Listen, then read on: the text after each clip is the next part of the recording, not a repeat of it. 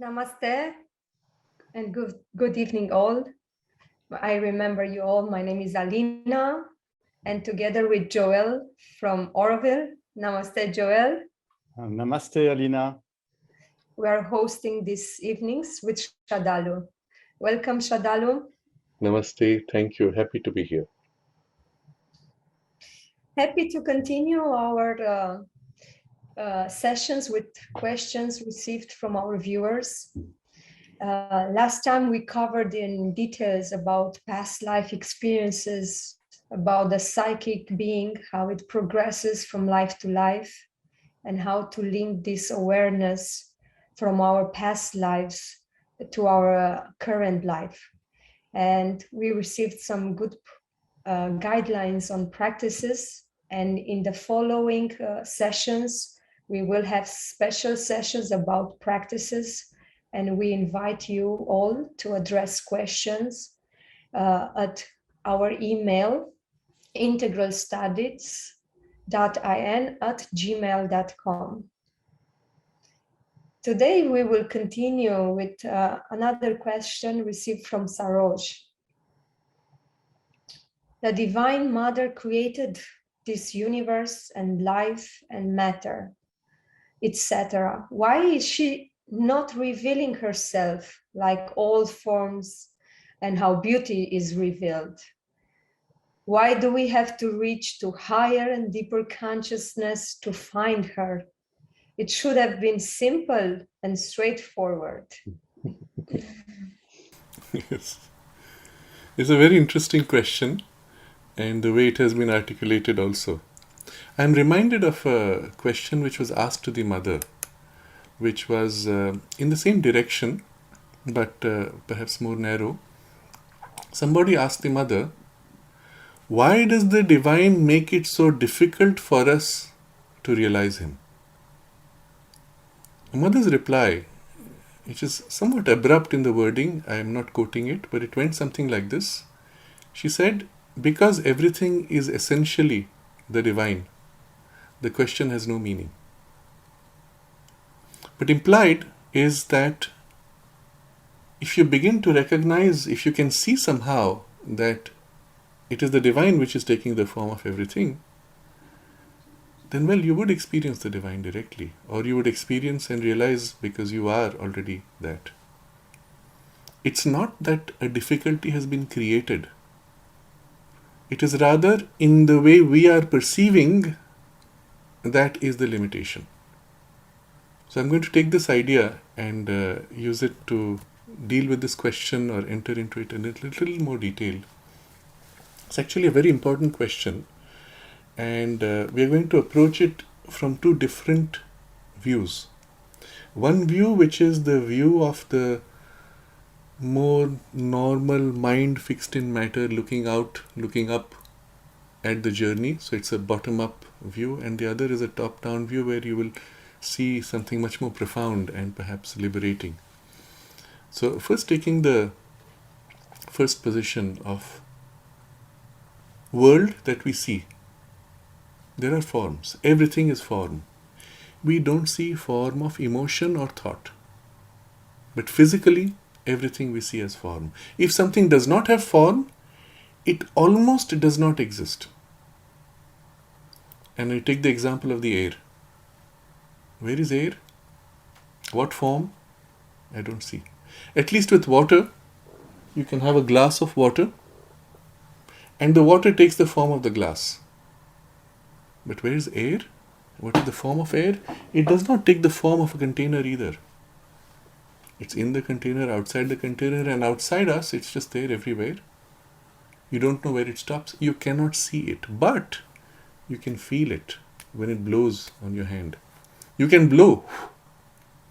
And therefore, by that contact, although not form, but contact of substance, force experienced, which is all you know of air, you know that it exists.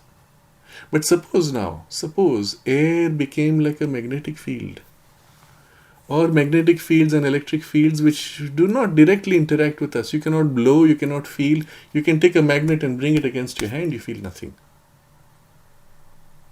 Is there such a thing as a magnetic field? Obviously not. Until you bring the magnet close to a metal piece and you feel the field. Pull, hit, separate, the pressure, force, and then you say, there's a field. It's interesting when you experience your subtle physical body by bringing your hands together and you feel this pressure of contact at a distance. The first thought by association is like a magnetic field. Because it is elastic, it is bouncy, you do not see it at all, and yet you can feel. And you can feel it when it has a shape around the magnet. But if you made it even finer, electric field, you can't see, or even finer, radiation, nuclear radiation or any other radiation which is not in the range of visible light. It passes right through your body. There's nothing in your body that interacts with it, except occasionally it knocks out, damages DNA or some cellular working, you get sick, and you're told it was done by radiation, but you have no other evidence for it. Then practically for you it does not exist. But at that point you have machines. Because that radiation acts on matter, you can register the effect on matter, convert that effect into electricity and use it to represent visually either a needle moving or a light glowing or an oscillating signal on a screen, whatever form. You are converting through electrical transmission to some form which is tangible to you, which is verifiable, repeatable. So you say, yes, the radiation exists. If it did not interact with matter, you would say it doesn't exist. Which is generally what happens with life force. Life energy passes right through us. It even interacts with us, but in a way that is not affecting form directly. You suddenly feel more fresh, more energetic, and you think it's from inside you, when in fact it could have come from outside you. So as far as we are concerned, practically it appears life energy does not exist, so the world is matter only. And all these force fields, that's science. But life energy is not science. Prana is not science. Or until somebody comes and with a direct life energy transmission affects a physical object, either to heal an illness or to change a temperature or to move it, or many of the so-called paranormal phenomena, which are basically action of life force on matter by some means or other with variations. Then you say, this is paranormal, because not in the range of your physical normal world.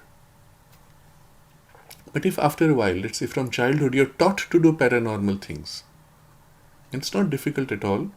One can be taught to influence plant growth, for example, or even move physical objects nominally, and there are ways to do it very simply. And if these were taught, as they are taught in fact in certain traditions or in certain cultures, it's part of normal life. It's no more paranormal, it's just an exceptional capacity of the normal. So life energy is included. What about thought? You don't see thought. Thought doesn't affect directly. Does it exist? And so naturally the physical bottom-up view will reduce thought to product of brain waves, which is not true. It obviously has an independent existence and action, and can affect matter through life force generally, cannot directly touch matter. It moves life force and guides it to affect in a particular way. So you can intend with your will to move life energy and do something? Yes. So therefore, since I could tell that psychic to heat this or that, and at will he could switch the effects, so mind exists as a director of life force. But tenuously, maybe, vaguely, distantly. Spiritual? No, it doesn't exist. Where is spirituality? Until you can actually invoke a spiritual influence or action, but at that point it is indistinguishable from life force, because you're acting on matter or a person. So in the laboratory they will do, this is being done in the Institute of Noetic Sciences by Dr. Dean Radin, who is pioneer in the world today for all these kinds of experimentation done in the most rigorous scientific repeatable and protocols. But all that he publishes is so amazing, but not touched by the media at all. So in one of the public presentations, he showed how Shaktipat or descent of energy to influence things All this was documented in a way that is unquestionable. And people ask, well, why don't you publicize it? He says, I do. I publish it. The media doesn't publicize, or people don't show interest, or other scientists don't show interest. So it cannot become mainstream. The point though I'm making, Shakti path, we don't know whether it was life force or spiritual energy. Because for the effect on matter, it was almost indistinguishable. This is part of the problem which I realize also recently, that people who have very strong practices of life energy and directing life energy often get so lost in the power of the life force that the spiritual consciousness is either too vague or is confused with the life force, because this can do pretty much any effect on matter, which is the way you verify that it exists. Unless there is within you and subjectively a shift into a higher consciousness and a spiritual consciousness or energy coming to make that lift, which is so distinct from the life energy action, you will not be able to distinguish between the two. I'm giving these examples to show you that as you go up successively the gradations of consciousness, the reference of matter as validation that it exists becomes less and less, until with spiritual energy or spiritual consciousness directly, unless you have an experience which opens into that, which can only be done in you subjectively, you cannot distinguish between it and any of the other intermediate energies or grades of consciousness, because they could all produce on matter similar effects, which is the reason why popularly in common thinking, a man who produces a miracle like materialization or moving objects or healings is called spiritual. No, it can be done purely by vital energy, needing nothing of the spiritual. All this is to prepare you to understand the question of why Divine Mother does not reveal herself in form and beauty, by first understanding our access to the world, to the universe, is through matter, as we are today. Life energy a little bit, mind perhaps less directly, spiritual no. Because nothing in us has sufficiently developed the opening to directly experience things of the spiritual ranges above mind, even the way we access mental thought. So at least with thought we could do simple experiments like you transmit a thought and someone picks up the thought. Not difficult again. Yes, you can then validate, yes, there is such a thing as thought which stands independent, which can be transmitted. But spiritual, it goes out. So this is to show you that current evolution has organized things up to level of mind. Matter which is most densely organized and in form, life force which is less organized, and in energy of action, force of action. Mind which is somewhat organized in some people, which is organizing of thought, idea, knowledge, somewhat of consciousness. That's about it. So your evolution is like a mountain. Bottom is well made, then gets less and less developed. And above mind, especially above intellect, it's a blank. Again, we're speaking of the general mass of humanity. In a few individuals, exceptionally, something is open a little bit. If that opening is primarily based in the or from the thought consciousness, the person has access to intuitive glimpses, you call them a genius. Because now that higher influence guides the thought working and amplifies effectively the appearance of intelligence enormously. So if you understand this, you can actually develop your genius capability, and by a series of very basic spiritual practices, your IQ can jump straight away 20 points. This I can assure you, guarantee you even, 20-point increase in IQ without much difficulty, just by the descent of the higher light and force in the mind, which opens, widens, or brings a touch of intuition. Minimum 20 points jump, and perhaps more if you work upon it a little to integrate.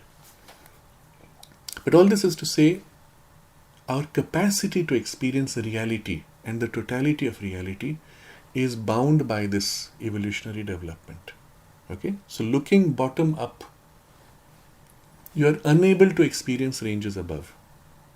And therefore, to be able to experience those ranges, well, you have to make an effort to heighten or open to higher, or inward to deepen and open to from deeper or to deeper ranges, which are currently not developed in evolution.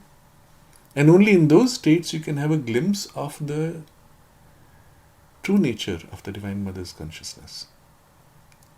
And by true nature, I mean, I will use just a few words, but there are many more. Infinity. Her consciousness, or the divine consciousness, is infinite. Not as a finite idea growing larger and larger, as in the mind. You see, if in your mind you are asked to imagine infinity. You imagine the universe, and you imagine the universe how? Visualizing it as a boundary. It's huge, and then it's like fades out. But there's a limit. Oh, but it has to be infinite. So again, a little more, and a little more, and a little more. Or you open to something larger, but there's a limit again, from which you open and open. In your mind, you can only hold a finite image at a time, which then you have to keep growing, to have an illusion of infinity stretching out. You have to keep stretching. It has to keep growing, but always finite at any given point. In fact, for scientists, this is such a big problem, because they want to reduce the whole world to their mind's capacity. They will say, maybe the universe curves upon itself, and if you go long enough in one direction, you will come back in the same place. So effectively, you have created a finite bubble, but without a boundary. They will give the analogy of a surface of a balloon, let's say. The ant keeps going round and round. Any direction it goes, it will come back to the same place, eventually. But no. That's not how it is, because the moment you have created a balloon, there's an inside balloon and outside balloon, and there's an infinity. So you have to be told there is actually an infinity, but your mind is going to limit it to a finite, and so your universe is finite because we can't conceive of an infinity. That's really the argument. It's not satisfying.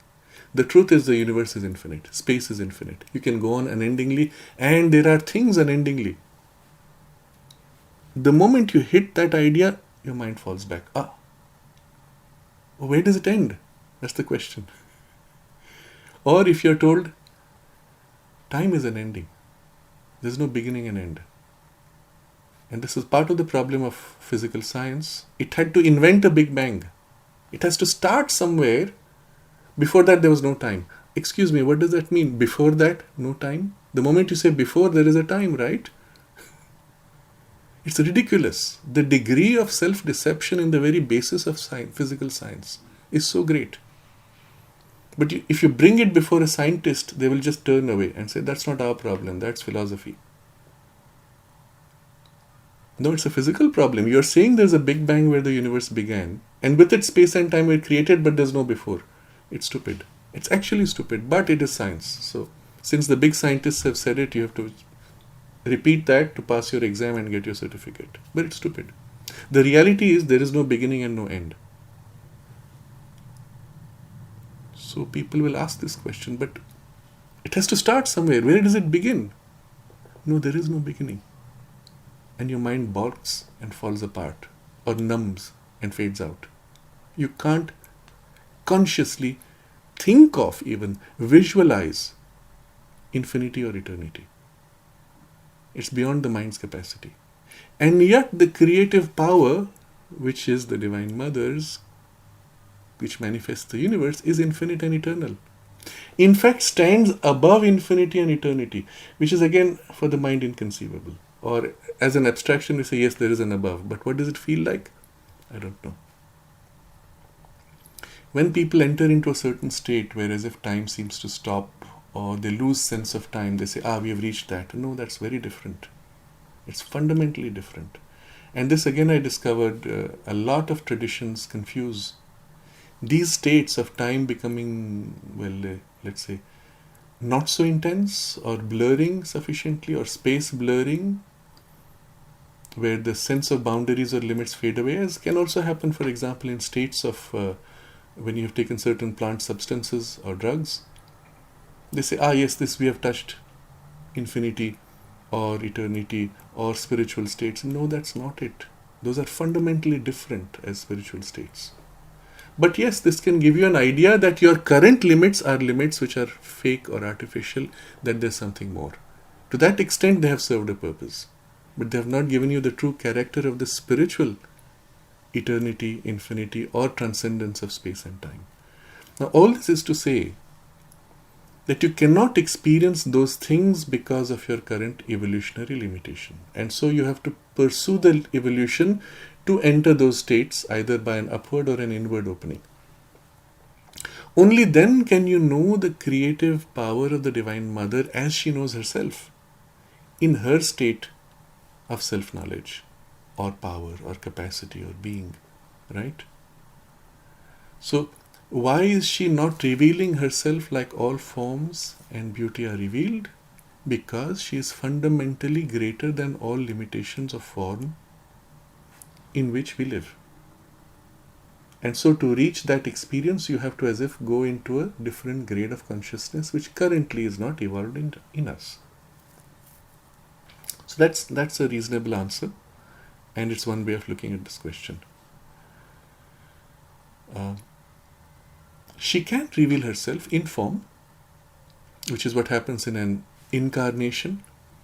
So it can take two forms. One is she takes birth by identifying with a physical body and a personality, and you have in human body an incarnation that you say so and so is an incarnation of the divine. Partial, full, we don't care about that. For the moment, that's not important. A vibhuti, avatar, we don't get into distinctions. There's an incarnation by an identification. What happens next? You fixate on the body. Draw me a picture of Rama or Shri Krishna as an avatar in human body. What will you do? You'll draw a human body. What's next? You can replicate that body or that picture. So children today will dress up as Krishna or Rama, and according to the image at least told to you by some story, put a bluish color on the skin. And maybe if they have a sufficiently calm look on the face, you may say, oh, that is a good representation. But if the person looks angry, confused, agitated, no, that's not Rama, that's not Krishna. What distinguishes the imitation appearance from something which is closer? You feel a certain quality. It's the quality of consciousness through the form that you're looking at to say, yes, now this is closer. When the Ramayana series was first broadcast in India on television as a full series, it was a very famous series in the late 80s. And the person who played the role of Rama, he held himself in a certain poise, which to him was the Rama state throughout. And people were moved by what they felt. So moved that they would go to the person in real life and fall at his feet, or at the lady who played the role of Sita. He himself says, playing that role changed his life. After that, he refused to take up any other role. And something inside him fundamentally changed in consciousness. So here's an interesting idea. In trying to identify with the state of Rama, he opened to something of Rama's consciousness, which then got so settled in him that he was a changed man. It was actually a spiritual experience that came through his acting. There's a deep truth in that the true nature of drama is to manifest higher or other states of consciousness beyond your current capacity. But all this is to show the distinguishing character of Rama was not the physical. Because the physical you can paint, you can create an image. What comes through is what you would call the true Rama, isn't it? So again, when you have an incarnation of the divine in human form, it's not the form which is an incarnation, it's the thing that comes through which is beyond the form again. But the form gives you a chance to look through or touch that thing. If you are sensitive enough to that. If you are not, you only stick with the form, right? So we had people coming to see the mother. I've actually seen one of these reports by somebody who met the mother and came back and said, oh, nice, sweet old lady. That's all. Nothing. The others who met her and had this overwhelming experience in which they don't even remember what she looked like.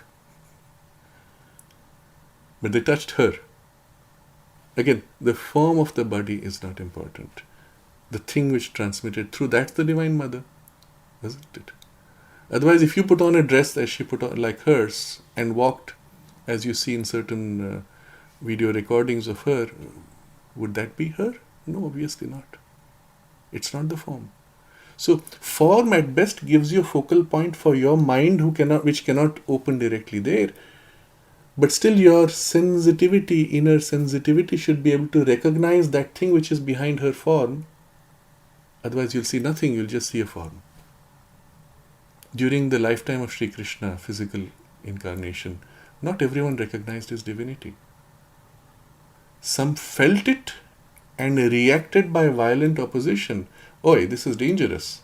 What's he doing? He can overwhelm me. I can't be myself in his presence. And so there's a barrier you put to protect yourself. Others recognized it and opened to serve it. What made the difference? Your evolutionary maturity. So the key point of the question comes back to this. Even if the divine appeared before you or expressed in some way, would you be able to recognize? If you are able to recognize through form and feel that, then you can feel that without the form also. And again, that brings you back to the question of evolution. So I'm going to reverse this question in preparing for the second viewpoint of this answer. I'm going to reverse the question and ask, if she revealed herself before you, what would be the way that you will recognize her? I've given this example before. There was a movie in which God appears. And I don't know if Joel can recall the name of the movie, but God appears and he comes as a black American. And he says, I'm God. You asked me. The hero of the movie says, God, you are not doing your job well. Give me a chance. I'll do it better. So God appears and says, here, I'm going to give you the job. How are you God? How do I recognize that you're God? Prove it. Okay, there are other movies with similar variations with the idea. He says, the guy says, okay, give me a cone of ice cream. This was actually in relation to the devil. So the devil says, okay, I'll prove to you. He goes takes him to a shop and orders an ice cream. Is given to the man. And he says, devil says, now pay for it. You asked for an ice cream, I gave it to you. No, you're supposed to materialize it. You see, the game is different.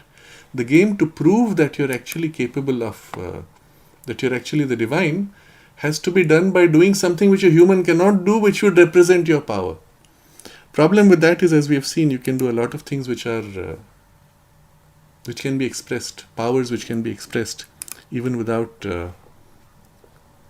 spiritual development. Yeah, Joel has given me the name Bruce Almighty. Bruce Almighty is one of the movies taking this theme.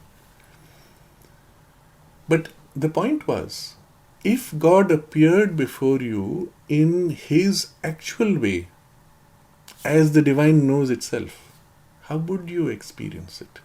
See, it came in human form. The guy had a problem because he was white and this was black, so my concept of God was my type, right? Each one conceives of divinity in their human racial or specific type. So that's already like for the public an opening. Yes, God can take any form. But still a form that you can recognize. And then he has to perform a miracle to prove that he is God. Otherwise it could be anybody impersonating, right? Often we hear these amazing stories that so-and-so great saint was without food and was struggling, was traveling, didn't have thing, and then God came and made food and gave him. You've heard stories like that. How do we know it was God? Because the fellow vanished afterwards. That's when you knew it was God. Otherwise you would say, it was a coincidence, some nice man had pity, he came and gave food and went. Not God. Right? He had to produce an effect which was beyond human capacity to be proven that it is something beyond human. Or he appeared in dream to somebody and told him, go and feed my disciple who's there hungry. Okay, so it was still a dream, but you didn't see God, right? It was just a voice or something that came. So the question is, what is the form in which you would recognize? The moment you reduce it to form, you cannot recognize. That's the point. Any form can be imitated. Any voice can be imitated. Any handwriting, anything which is reducible to form is imitable. So this was the reason why the mother said very explicitly, she warned about it. She said there will be people or beings through channeling and automatic writing and other things who will imitate my handwriting, my voice, even appearance, but it will not be me. The only way, she said, that she can communicate without somebody imitating is obviously beyond form, beyond handwriting, beyond voice. What would it be? Not belonging to the physical, not belonging to the vital, which is also imitable, not belonging to the mental also, which is also imitable or distortable. Psychic. So she said, the only communication I will have will be through the psychic, where the psychic has a natural discrimination of that which is divine and that which is mixed. And so message received there, I know this is true. There are people who play this game. They will open, mother recommends this actually somewhere. You open a sacred book with an intention and you will find often the message you need at that moment. Of course, it depends on your intention and your concentration and the intensity of your need. So I know people who actually used to open Savitri. Every time they have a question, they would take Savitri, open it, read the line that came before them and take it as a guidance from the mother. Very dangerous. Because it can be not only imitated or interfered with. Look, if someone had to fool you, they would open a book, bend it sufficiently that naturally it will open on that line and give it to you, and you open it will hit that page. Very likely.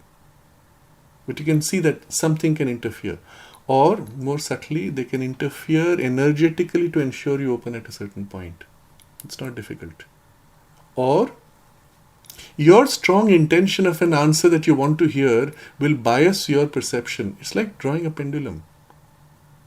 Finally, it represents what is strongly in your subconscious as a call. So you can easily get a clouded response. Or, whatever the line is, it does not tell you in the words you want to hear, obviously, right? It's describing something else, which your mind interprets. So your mind will distort the interpretation to suit what you want to believe.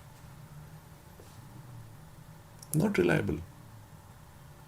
Okay, she gives it as a guidance, you can use it for your spiritual help occasionally, but it has to be done with sincerity, with a real deep need of a call, and without your distortion. Then only it is worthwhile. Otherwise, you see, my point in all this is, the true response will come from the psychic alone, which can discriminate and know, but if you are conscious of the psychic guidance or influence or sensitivity, otherwise you can't receive that either. So now the question, how will the Divine Mother appear before you? You say, please appear before me, show me, reveal me, reveal yourself. Take the example of Arjuna. On the battlefield, Sri Krishna says, here is my true form. What happens? What does he see? It's worth reading that text, but if you have to generalize it and articulate in your own way, it is as if you are seeing the divine in all aspects simultaneously. Everything from the godlike beings to the demonic beings are all his forms, isn't it? All energies, all qualities of consciousness, all powers, all extremes from the most intense to the most subtle, all simultaneously experienced in a consciousness which is also infinite and eternal. So if you really had the full hit, and I don't think Arjuna got the full hit of it because it was reduced to form, it is described in terms of forms. If you had the full hit of it, you'd go unconscious.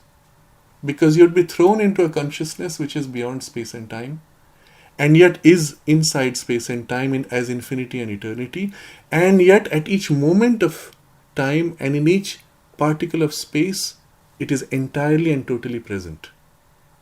All these simultaneously. What happens to your mind when you hit an experience like that? Blank out. Overwhelmed. Or you glimpse a tiny part of it. Even that is great as an experience, but it's still a fragment, and you cannot reduce the divine to just that experience, which is what happens in all the religions. a glimpse of the divine in some aspect of his infinity or eternity or love or knowledge or power or some special aspect, being so overwhelming that you say, this is God and I found God, and you stop. No, this is your first tip of an experience of something which is so complete that if you went towards that completeness, long before you reach the completeness, you would lose all perception, because all your senses would be overwhelmed, all your consciousness would be numbed, blanked out, because it is beyond your capacity. Mother even gives this example. She says that if in your current consciousness you had a glimpse of the supramental sun, you would see it as black. Because the nature of the supramental consciousness being infinite and containing all things is so numbing to a mind which knows only by pieces and by separation and comparison, that it will see it as nothing, which is the nature of the Buddhist description and experience of the absolute emptiness. But they are careful to say it is not an emptiness which is a lack of everything, because that is also a limited form, isn't it? They are saying it's an emptiness which is beyond just emptiness. It is a fullness which is empty, which is beyond all description, and the nature of the emptiness is just transcendence of description and reducibility. The same concept Shankara describes as neti, neti, not this, not this, not this.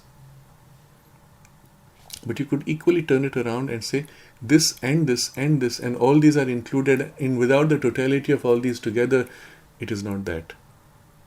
But it doesn't stop with this totality either. Now I'm coming to this point, very important way.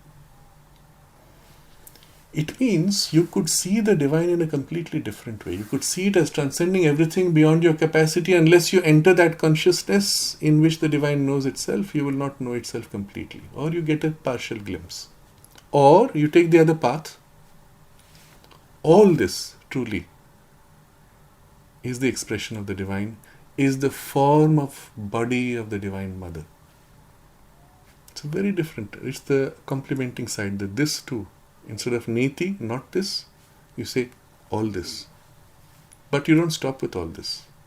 So for example, you look upon the universe, beautiful, ocean, mountains, forests, cities, people, including the beautiful and the ugly, everything. Stone, pebble, grain of sand, nuclear waste, everything is part of the body, physical body of the Divine Mother. Part of. Because this physical body, of which we see a tiny narrow band with our light range and our sound hearing, which is also limited, and you know about all that, frequency range 20 Hz to 20 kHz. Dogs can hear higher. Elephants communicate lower at 5 Hz, 10 Hz. They can hear among themselves. So if we could hear all ranges of sounds to all frequencies into eternity, infinity of frequency, if we could see in all sight of all frequencies of all spectrum, including X-rays and all the ranges below and beyond, if we could touch and feel all intensities of the physical world in the full expanse of infinity of universe, that would be a glimpse of the physical body only of the Divine Mother as it is at this moment. And you would have to experience that physical body, the whole universe, in all these ranges of full spectrum across all the past and all the future, because she is already in each of these at the same time. That would be just the physical body of the Divine Mother in the domain of forms. You see? And still that is overwhelming and beyond your capacity. So what you can do as a first step is recognize, look at the whole of the world around you and say, this too is a part of her physical body. And cherish it as such.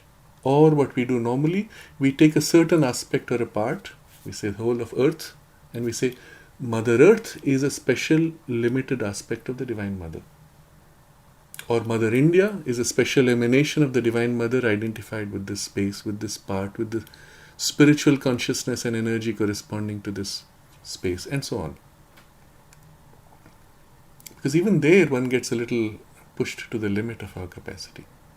But this would be, coming back to the big picture, this would be only the physical body of the Divine Mother. Then she has a vital body, and all the vital worlds, including their infinities and their eternities and their forms and their infinite variations. For each grade, there are infinities within each of those grades. Anything you can conceive of as a quality of consciousness or a kind of world that you could imagine, however fantastic, there is something equivalent of that in infinity and eternity in the vital world as one of the experiences. All these are her vital body together. And then an equivalent experience of her mental body. And beyond that, further ranges. But how does she know herself? It's only when you get to that highest consciousness in which infinity and eternity are held and known in their triple status, which I described earlier, which is the supramental.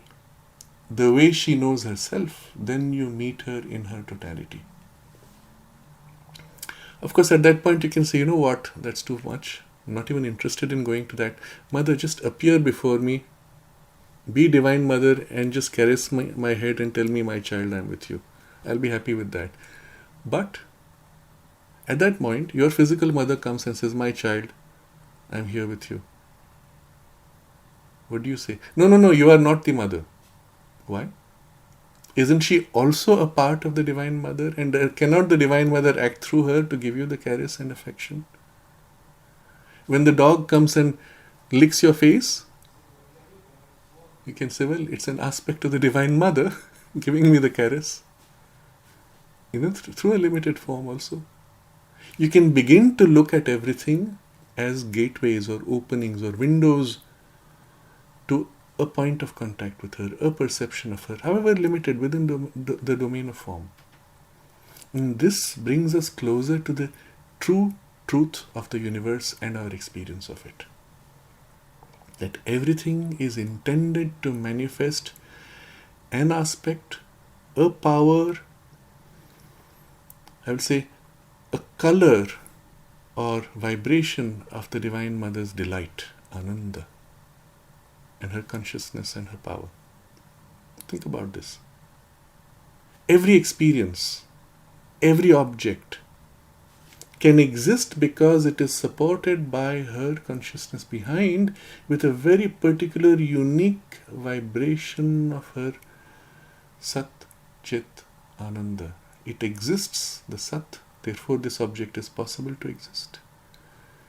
It is utterly conscious, therefore a part of that consciousness supporting this object, or the whole of it supporting this aspect of it. And it is full of delight in its self-knowledge. It knows itself as this point, as this object, as this form, and the delight of that is what sustains it. The flower, therefore, is sustained by the Sat, existence, the Chit, the consciousness flowering, and the Ananda, the delight, which through the flower is perceived by you as beauty. And thus awakens in you the delight, or a glimpse of the delight, a first touch. However limited, however distorted, however reflected, it's still a first touch. Delight awakens delight. Problem here is, your mind can distort or limit. That flower, I don't like it because it associates with X, Y, Z. Now, in Europe, for example, certain flowers are associated only for death, used only for death. Others only for weddings, others only for... And if you, coming from India, you say, this is a beautiful flower, I want to gift it. The other person says, what are you doing? Are you gifting me death? You may not know the association that the person had. You may see the flower just for its beauty, isn't it? So, remove the distortions created by your prior conditioning and limitation of your perception, and you will begin to see each flower as a glow, reflected, diluted, limited, of the delight of Satchidananda, of the Divine Mother, creating and expressing through this. And if you can thus decondition or unlimit yourself sufficiently, and it's not difficult, in the mind it's not difficult, you can look upon the whole world and see it as beautiful. When the psychic influence becomes strong, this is the trend of our perception. We see the whole world, what a beautiful, amazing, wonderful. And one can begin to perceive that wonder in everything. You see, children have that spontaneously. A child walking on the road stops at a little crack of cement on the footpath and sees ants walking out, and it's a fascinating experience, and he can be lost in it for minutes, hours. What is this wonder? It is the perception of that. We lost it when the mind formed sufficiently that said, those are ants.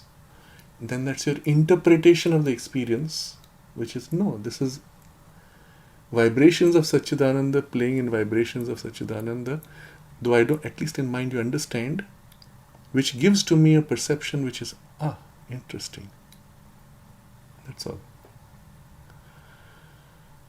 Yet, the problem is this. I want to experience more and more of this. If I'm getting a first glimpse which is limited, distorted, reflected, I want to have more. That's your drive of life.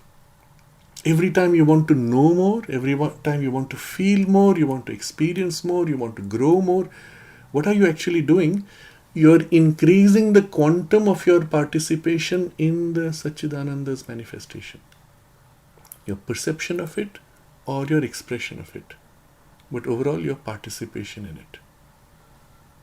So now comes the second view in its greater completeness. I'll describe it like this.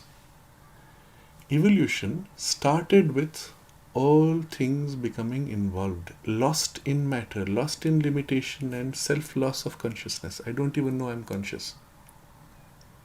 And then from there, bit by bit, there's the memory that there's something possible, there's something that might become more aware, and then from subconscious to semi-conscious to conscious, you see the levels. With each level, it's as if your perception and participation in the form and manifestation of Satchidananda is greater and greater. The worm wanders around feeling only hot and cold, smell, taste, touch. That's it. Light indirectly, sound indirectly. Even what it senses is only very limited, warm or cold, that's it. And from the worm, as it grows, evolves, there's perception of organized organs for sight, and then you can see. The worm cannot see at a distance of a meter. You can see at a distance of several kilometers. Your sight is still formed of 3 cones of light, red, green, blue. So your range of richness of color experience is limited. I'm going to briefly diverge to the science aspect just to show you how ridiculous our science still is. I'm sorry, I'm in the mood for ridiculing science after our discussion on the ether, and it's worth it if you have not seen it. Please do look at it. But you see, we are taught there's a spectrum of colors from the Vibgyor, violet, indigo, blue, green, yellow, orange, red. That's the spectrum. Red being the lowest vibration, violet being the highest, and there's infrared, ultraviolet. It's a spectrum as a continuum. And then you're told that if you take red and green and you mix it, you will get, I think it is yellow. You take 2 frequencies, mix them and you'll get a third frequency? No, that does not work. But your sight, you shine red light, green light, and you'll get yellow light. How does that work? No explanation by science. Think about it. In all of us, we have exactly the same experience of the yellow. So it's not just a particular arrangement of your brain or interpretation of your brain. It's actually something which is a reality of perception. But you are asked to believe that the color is only 2 different frequencies, and their mixing creates the effect of a third frequency which is not there. And you're seeing it, but you're not seeing the red and green anymore. Those 2 have vanished and a third appears in place. It's a complete disconnect from experience to science. And yet science claims to have explained it. Think about it. So the experience of perception in ours, for example, is because of 3 particular sensitivities of red, green, blue, which gives a certain sense. There is a particular animal in the sea which has 16 kinds of cones. And its experience, therefore, is of at least an order or multiple orders higher in richness of color that anything more than we could imagine. And it's the cuttlefish. I think it's the cuttlefish. Its perception of colors is so much richer as to be unimaginable to the best of our imaginations. Why did the divine give that creature that capacity? Well, perhaps, there is the need to experience from every viewpoint all possibilities, and the human focused on a particular line of evolution in which a compromise was made for developing other things. But eventually, as we awaken to our true senses, because finally the seer of sight is not physical sight, which only converts light to electrical signals, which go to the brain, which only processes signals. Where is the seeing taking place? It is in the mind which perceives. That's why all of us see consistently the same red, because it's part of the universal mind's perception of the red. And our mind is a small island in the universal mind, participating in its view of the red through us. That's the reality. And so, our minds, the actual sight is taking place not in the physical body, but in the subtler body. It's a very important idea. And the evolution of the subtle body and its perception and its true sight will actually amplify our physical sight, or use physical sight as a support to see more directly. And then perhaps with the subtle sight awakening, we will look at the same world and the same scene and see more than the cuttlefish, the full range of colors as exists in the subtle sight, in the subtle world, which is the reality of the physical world also. Think about it. Then you will be participating much more in the perception of the Satchidananda's delight in its play of colors. So our evolution, whatever the physical development has been through the senses and so on, having pushed the maximum that the physical could go, is continuing in the higher gradations of consciousness to perceive Satchidananda through the domain of first emotions and then thoughts, and then beyond thoughts, where we can have experiences or glimpses of the infinite. And that's when we are preparing for the true direct perception. And when we enter the full, and I'm skipping stages now, when we enter the full experience in the supramental full consciousness, you will look at the same physical world and experience it as the tangible body of Satchidananda. You will touch an object and you will experience delight, infinite delight of the whole Satchidananda as concentrated in that object, touching infinite delight of the Satchidananda as experienced through your individuality. Infinite delight meeting infinite delight in a unique experience in space, time and form. That would be the true participation in the true sense of the divine Leela, the divine play of unfoldment of delight. That's the direction in which your evolution is taking you. Not only in perception, but in action. When you express something, today what do? You express thoughts, you express emotions, or you make actions. All of which are fragments, reflected, diluted, distorted, of force of Satchidananda, consciousness of Satchidananda. And increasingly, as you begin to feel and act from that consciousness which participates, it will be a direct expression of the delight of Satchidananda. Notice what happens. Why do you enjoy to listen to a story? It awakens to you a new experience and the delight of the experience. Why do you enjoy growth of knowledge? Each time you learn something new, wow, the awakening of the delight in the consciousness, awakened, growing. Or the reverse, in the expression, you have a wonderful idea and you want to express it.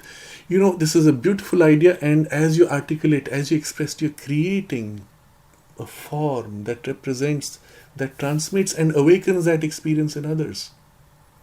And the words are the carriers, and the transmission of the thought experience is the greater force. To experience a delight, to translate it into form, as painting, as music, as dance, as speech, as poetry, as prose writing, conveying glimpses of Satchidananda. That's what it does. And the more true, the more lasting, the more worthwhile, when what it expresses is more complete as aspect of Satchidananda. You see, a painting has a value. Oh, this stimulated me, it attracted me, it interested me. I've seen it, now it's over. Give me something new. But there are other paintings, you look at it and wow, that's something.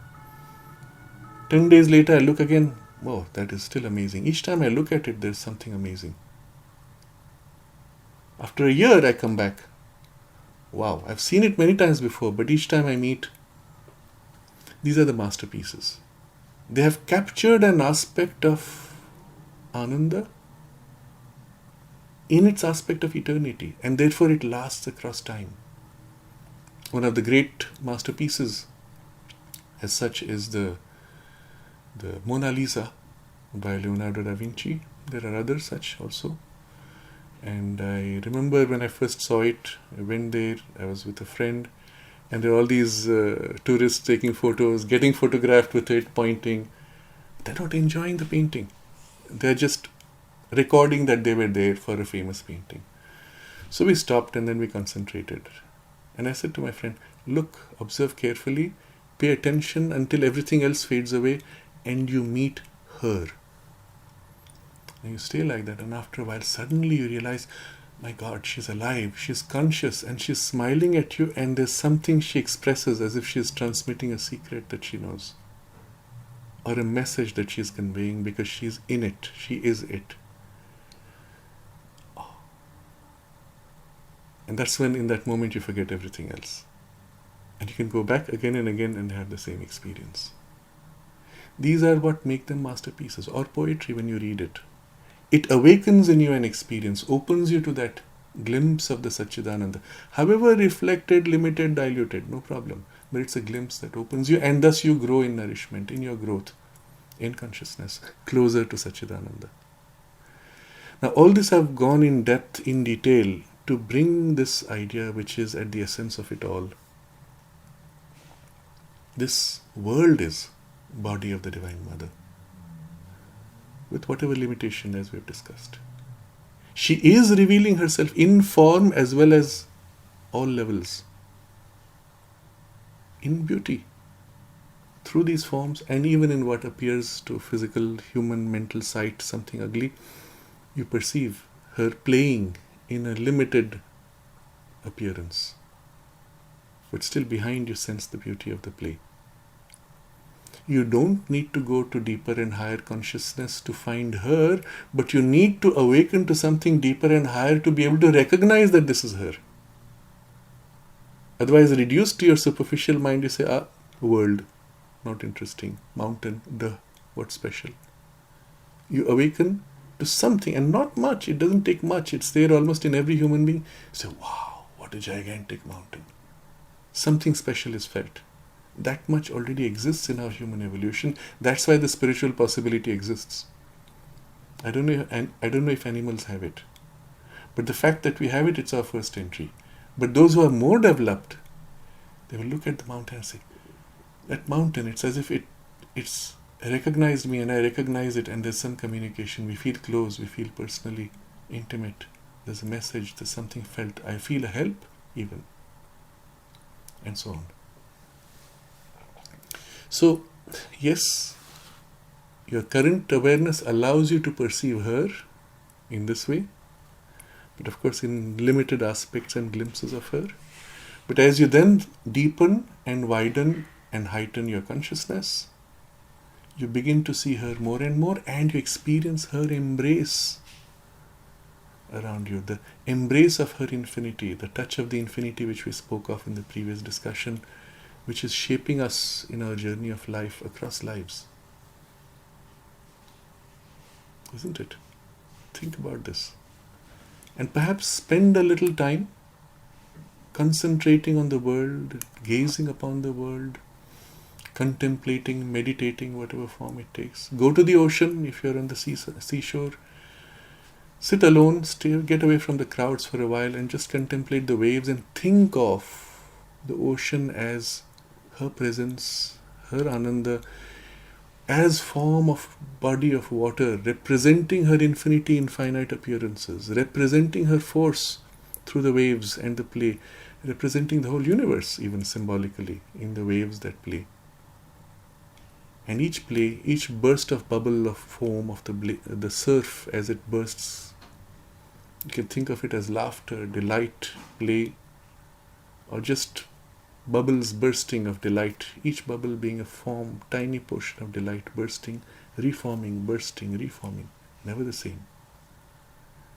Dwell on this, and you will begin to glimpse the Divine Mother here on earth, in and through these forms. And then you'll realize, yes, even you are meant to be, as her child, participating in her play of delight increasingly. First, remember, in perception, and second, in manifestation. And the growth to the completeness of this participation is the yoga. Is our evolution, isn't it? So, to the answer of why is she not revealing herself? She is. And we are able to glimpse it if we take the trouble to step back from our preconceptions and allow a deeper perception or sense or sensitivity to act. But then we want to make it more complete, and there again the development of the inner and higher becomes necessary.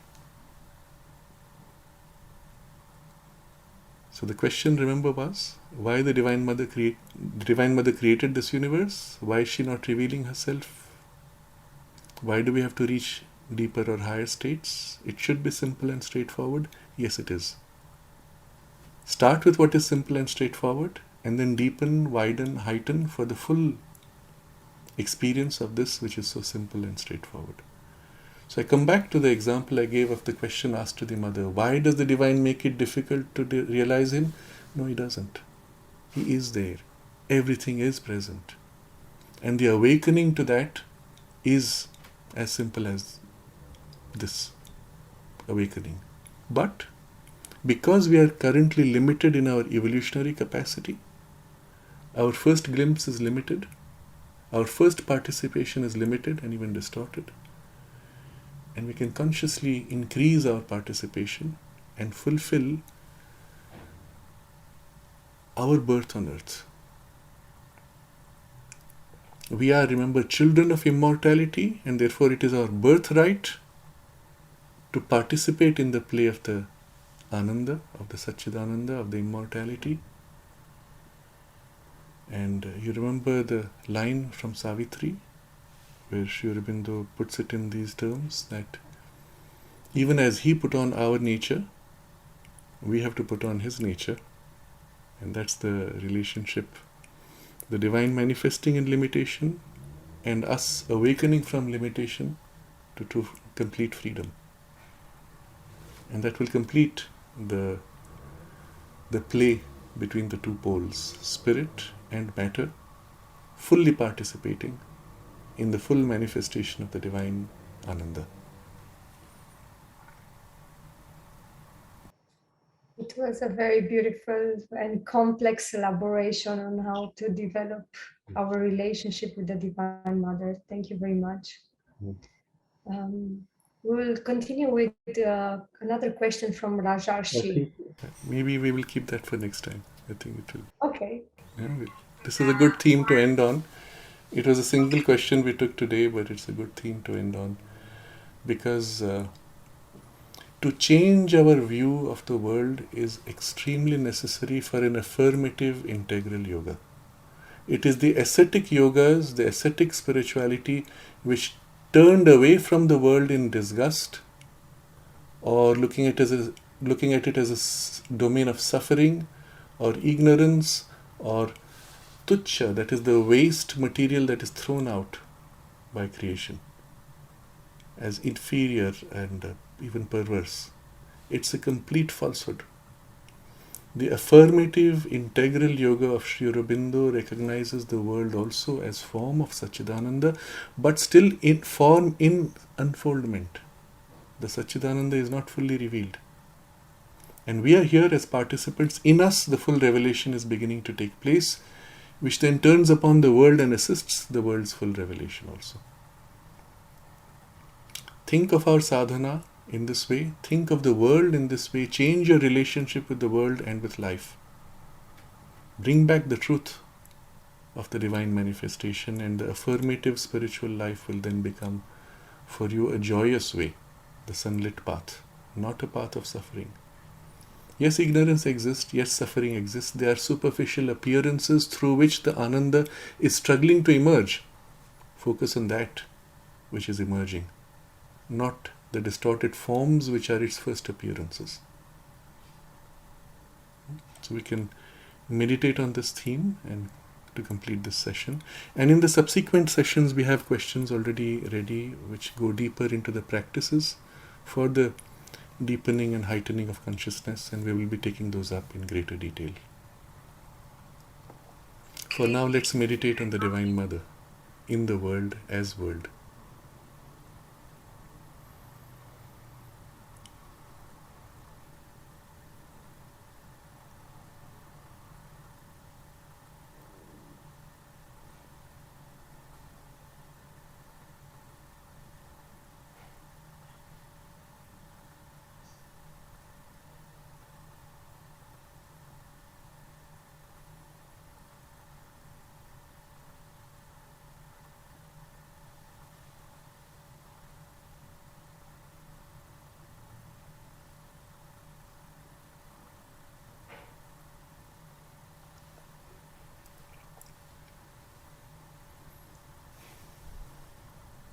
Thank you. Namaste. Namaste. Thank you.